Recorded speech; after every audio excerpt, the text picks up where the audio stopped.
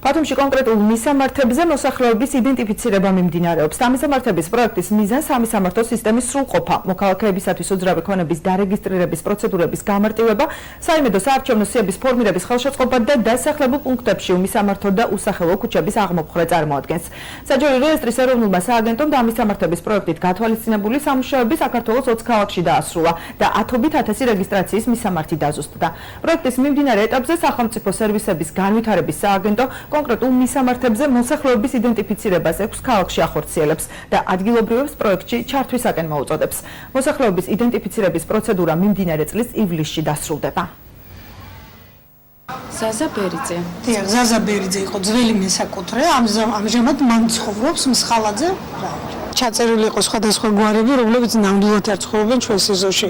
განსაკუთრებით არჩევნების პერიოდში გაუგებრობებს აქვს ადგილი.